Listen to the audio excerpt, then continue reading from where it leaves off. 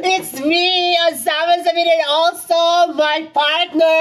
Yes, Milo Vlog, guys. Diba? Tinago niya muna sa refrigerator yung S, mga guys. Kasi talagang bukas na rin daw niya ilalabas. Yeah, okay. Okay, guys. So, guys, before anything else, guys, kasi di ba nung nakaraan ang vlog namin ni Miss Milo is dahil sa kung paano sila nagkakilala ni Mr. M. Yeah. Pero ngayon naman, guys, ang vlog naman namin ngayon ni Miss Milo is kung paano siya na in love kay Mr. M. Excuse me, guys. So, Miss Milo, this is your question. Yeah. Para naman malaman ng mga followers mo kung gaano ka kalandi, kung gaano ka manya. Joke lang, Beshi. Maganda ka naman kahit pangit ang katawan Manyak mo. talaga siya. Alam mo yung kagandahan mo talaga, Beshi. Pang 90s. Yung pang matagalan. Alam kong yung mukha mo kasi talagang ang ganda po.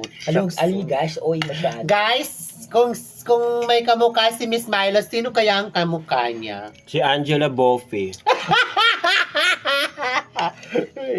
Akala ko may Actually, guys, nandito si Denden Max, kumakain siya, pero hindi namin siya pwedeng ipakita kasi nga sexy siya ngayon, naka-swimsuit attire siya. Bawal ipakita sa video. Pwede naman siguro. Kasi sensitive siya at masela ng pagbubuntis niya. Oh guys, pabalikan natin yung usapan natin, guys. So, eto na nga, Miss Milo. Kailangan mo lang sabihin ngayon kung paano ka na in love kay Mr. M. Mr. M. Kung paano po ko na in love. Guys, Tinawag lang siya na na in love na. hindi kasi hindi yung inaasahan na magkaroon po ako na feelings sa kay Mr. M. Kasi, siyempre, pagkasama mo kasi yung tao araw-araw, gabi-gabi, ay hindi kasi, hindi mo talaga maiwasan na hindi ka talaga magkaroon ng feelings sa tao na palagi mo kasama araw-araw, diba? So, doon kasi nagsimula sa feelings na yon na hindi natin inaasahan, guys. Pero, So, nung nalaman niya, guys, na nagkaroon po ako ng feelings sa kanya, so mas lalo siya nakadikit sa akin. So, mas lalo naman ako nagkaroon ng feelings sa kanya, guys. Oo. So, hindi na yung maiwasan eh. Hanggang sa magkasama na kami, gabi-gabi, araw-araw. So, iyon. Hanggang sa tumatagal ay nangyari na yung hindi dapat mangyari. Talaga ba? Oo. Kasi may mga bagay kasi na hindi natin inaasahan, guys. Siyempre, lalo na pag... Pero Miss Milo, balita ko marami ka daw karibal kay Mr. M noon. Ilan kayo noon? Sobrang dami. Sobrang dami para namang sinasabi nyo, para lahat ng tao, karibal ko na. Ang dami niya. Ang dami nila. Isa ako sa mga witness Oh, doon. yeah, dalawa tayo actually. Dalawa pala tayo. Alam mo yan. Para makita rin ko siya Hi! salita. Ayan.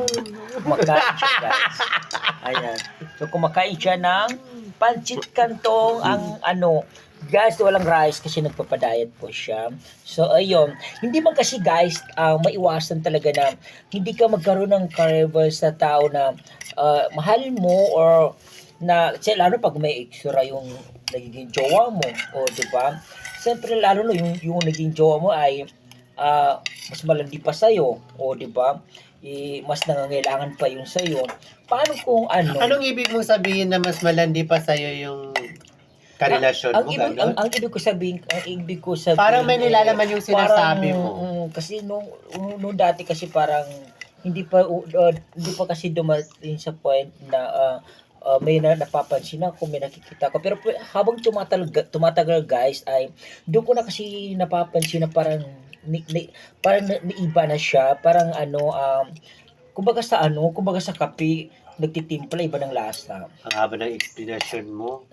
Ilang oras na. So guys, maraming salamat, guys. Yun lang muna, guys. Thank you for watching, much, guys. Hanggang sa huli.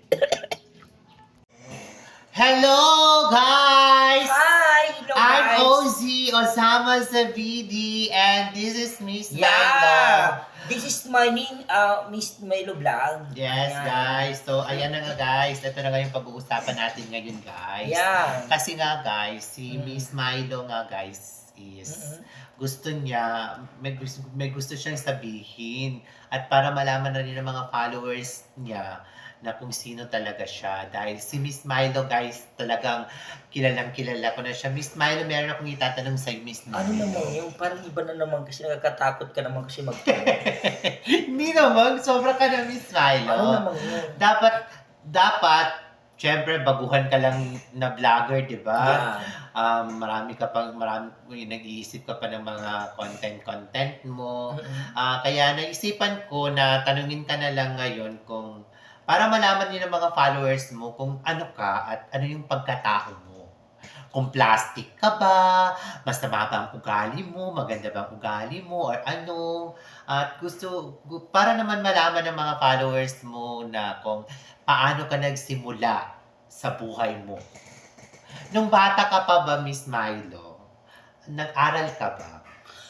Siguro kung ikukwento ko yung buhay ko simula pagkabata ko hanggang ngayon ay siguro baka hindi kaya ng live natin kasi mahaba masyado yon. Pero kahit ganun pa rin ay saglit, konti-konti na lang konti-konti na lang. Ibabahagi ko din sa inyo kahit kahit gamay lang. Mainit. Okay, kasi ang hirap naman kasi guys, Miss Milo, yung tanong niya about sa buhay ko, ba't naman napunta doon? About sa buhay ko, kahit paano, kahit ganun pa rin guys, pagbigyan pa rin natin siya, Siyempre, di ba? Ganun naman talaga eh. Pero ano ba gusto mong itanong ko sa'yo? Sige. Kung meron kang gusto, sige, ito na lang, babaguhin na lang natin guys kasi baka hindi pa siya handang sabihin sa atin lahat-lahat. So, kaya mo bang sabihin sa amin dito ngayon with mga followers mo, na marinig ng mga followers mo, na sa lahat-lahat ng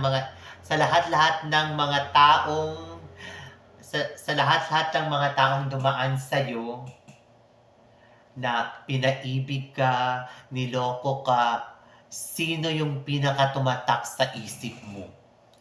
Ang ganda naman ang tanong niya, yung mga Miss Milo. Pakinggan niyo mabuti ang aking isasagot. Kung talagang palaban ka, sabihin mo ang pangalan niya ngayon, di. Ba't ko naman hindi kaya sabihin kung totoo naman, di ba, Miss Milo? Dan! Siyempre, letter me, Michael. So, Letter M. yeah. So ano nga pa ba? Ba't kailangan pa ba natin itatago ko totoo naman, di ba guys? Sa lahat ng nakikilala ko, sa lahat ng minahal ko, sa lahat ng nagkaroon ako ng feelings, sa kanilang talaga akong tumatak at nagkaroon ng experience sa about love. Yung ibig ko sabihin guys, kasi dati hindi ako marunong magmahal. Hindi ako marunong masaktan. At hindi ako marunong umiyak. So, because Michael, doon ako guys ang natuto kung paano maging matapan sa buhay at paano masaktan at paano magmahal ng totoo. Paano kayo nagkakilala ni Michael? Paano kami nagkakilala ni Michael? So, nagkakilala kami dito sa kapitbahay po namin ng kaibigan. Dito siya nakatira kasi hindi naman kasi taga dito. So, noong panahon na yun guys, Taga saan ba si Michael? Taga-Faran siya guys. So, Parang Maguindanao? Yeah. Sultan. Hindi siya Maguindanao. Sultan Kudrati at yun. Parang Maguindanao, ano ka ba? Huwag kang tanga. Okay. Mga guys, tanga siya.